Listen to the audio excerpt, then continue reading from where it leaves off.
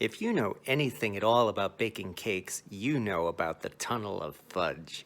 This cake has become a legend for the way it took an obscure cake pan and turned it into a household phenomenon. Even though elegantly designed tube cake pans had been made since at least the 19th century, it wasn't until the 1950s that Nordic Ware produced their own cake pan and trademarked the name Bundt to go with it. And at first, no one cared. This odd cake pan sold poorly, and Nordic considered discontinuing it altogether. And then, in 1966, one particular cake recipe took the country by storm and created the biggest baking fad seen since Baked Alaska. Thanks to the tunnel of fudge, a Bundt cake pan is considered a necessity in any kitchen where anyone does some serious baking. And yet, this is also one of the most difficult cakes to make successfully. If you look here on YouTube today, you'll see none of the popular cooking channels out there have successfully made a tunnel of fudge. And when I set out to make the tunnel of fudge, I found out why it's nearly impossible to find this cake on YouTube. My first attempt at making the tunnel of fudge was not so successful. For the second attempt at making this, I tried using a successful trick used with cast iron baking by preheating the cast iron cake pan in the oven. It still didn't work.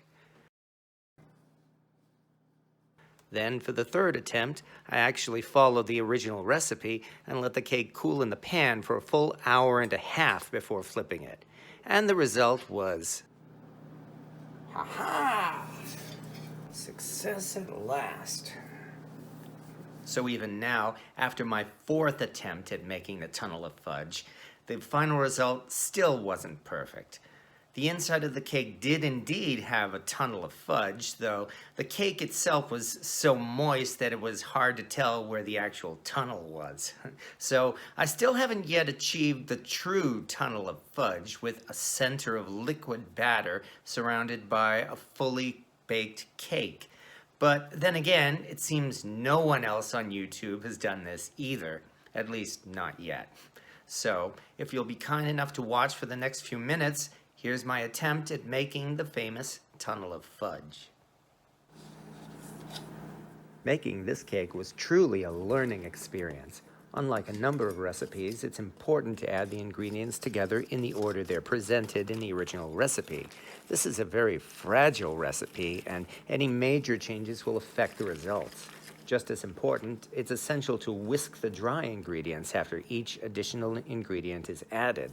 This is important, as this will incorporate air into the dry ingredients. This cake doesn't use typical leaveners such as baking powder or soda, which is why whisking air into the dry ingredients is essential. I could tell it was well mixed because when salt was added, the grains of salt made their own little craters in the powder. And we mix it all together one last time.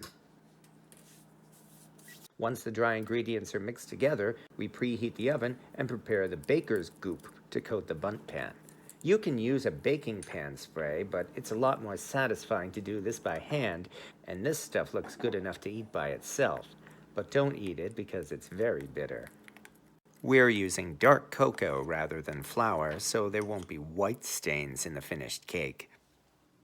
Give every inch of the pan a generous coating of baker's goop to be sure the cake comes out clean. And next, we melt chocolate to add to the wet ingredients. You can use a double boiler to melt the chocolate, or just use a bowl placed over a pot of boiling water. Be sure to use dark chocolate here instead of milk chocolate to give a more rich flavor to the cake. The chocolate melts very quickly, and we set it aside to cool as we prepare the wet ingredients. Here's where the cake batter turns out very different from a typical cake. We cream butter and sugar together as with many cake recipes, but the batter will have a very light and fluffy consistency, similar to a meringue rather than the usual cake batter. This is because the original tunnel of fudge recipe used Pillsbury's powdered cake frosting mix as its main ingredient, rather than flour, eggs, and sugar. In the 1970s, Pillsbury discontinued its powdered frosting mix, and they haven't made the mix since then. Bakers across the country screamed in outrage, and this was enough for Pillsbury to release a recipe that gave an equivalent to its original frosting mix.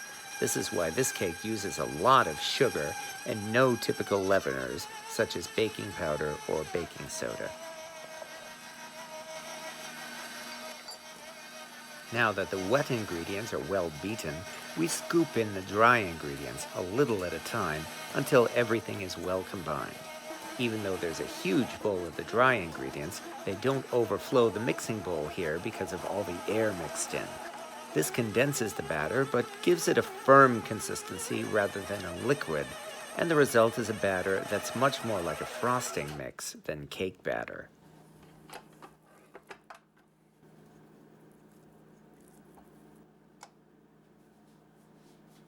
The batter is so thick we have to scoop it into the cake pan, a little at a time. The batter doesn't even stick to the silicone spatula, and it's easy to scoop in. There'll still be air pockets in the batter when you even it out, but that's all right because the batter will melt when it bakes. And now our cake is ready to go into the oven. The recipe says to bake the cake for 45 to 55 minutes, so I compromised here and set my oven for 51 minutes. And now for the real test. We let the cake rest in the pan for a full hour and a half.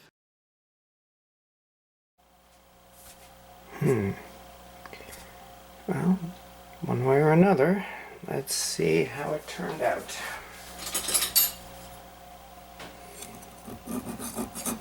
Well, at least it's pulling away from the edges. Oh, these are lifting handles.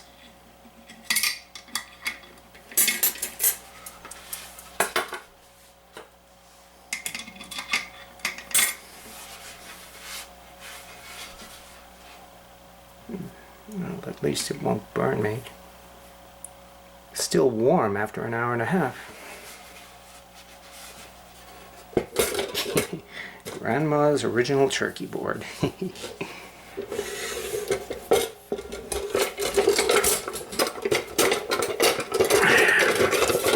Here we go.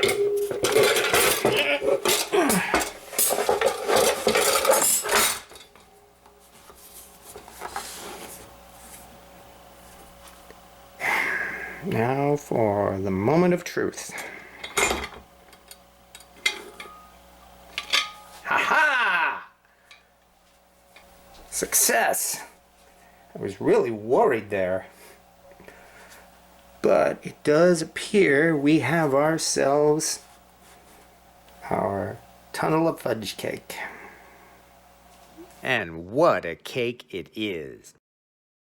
Now only one last step remains, and that is to prepare a chocolate glaze to top the cake. This is simply mixing powdered sugar and cocoa powder.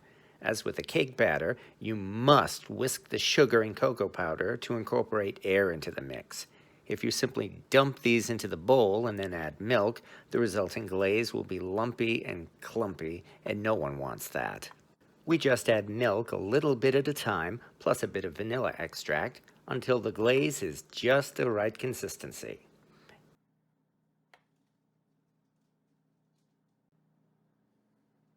And we let the glaze flow over our cake.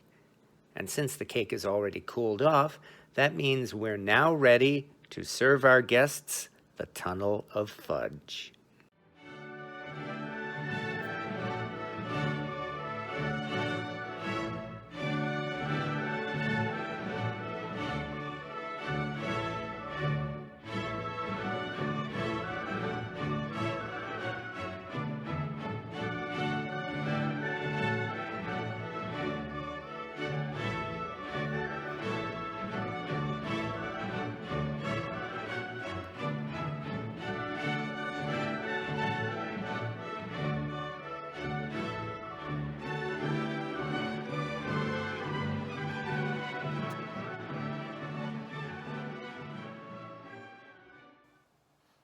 All I can say is I'm not giving up.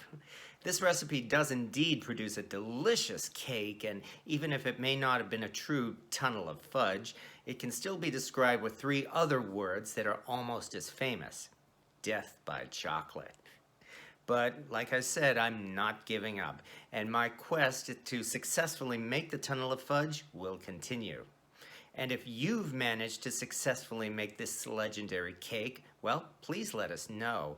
I'd love to see it and try it myself, so please post your comments below, and good luck in creating this piece of history. Thank you for watching.